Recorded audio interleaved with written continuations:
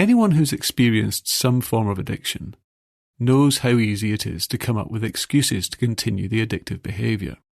One of the classic examples of this is when people tell themselves, just one more, I'll have just one more, and then I'll stop. And the same's true for vaping. People try to persuade themselves that vaping helps them relax, concentrate, or cope with stress, and they also try to rationalise away the risks by telling themselves that it's not as harmful as smoking cigarettes. But when you look at the whole pattern of vaping from the outside, all of these rationalisations begin to sound rather dubious, like they're superficial excuses that someone is using to justify what's fundamentally an irrational compulsion that's driven by emotion, not logic.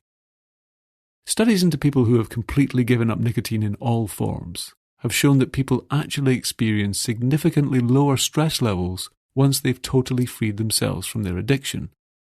And this makes sense, because nicotine is a stimulant. It stresses the system and pushes you to feel agitated and restless when you're without it. The addictive properties of nicotine mean that if you haven't dosed yourself with the drug for a few hours, you tend to feel tense, deprived, and like your body's itching to have more of the drug.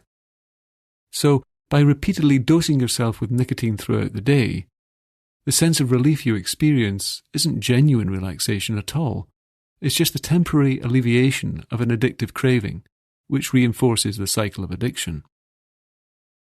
There are also definite health risks associated with vaping, ranging from the way that nicotine damages the cells of the heart, to the way that some e-cigarettes have been found to generate formaldehyde, and to the safety of the flavourings that are often used in the vapour, many of which have been found to be highly damaging to the lungs and the cells of the immune system.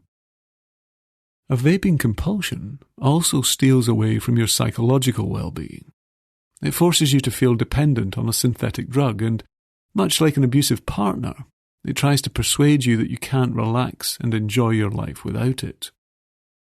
But the truth is that once you've flushed all of the chemicals associated with vaping out of your system, and once you've flushed those old addictive thoughts out of your mind, you'll feel so much better in yourself, calmer, clearer, more in command of yourself, and better able to direct your focus in the way that you want to. And that's exactly what the deeply relaxing, hypnotic part of this session is going to help you do.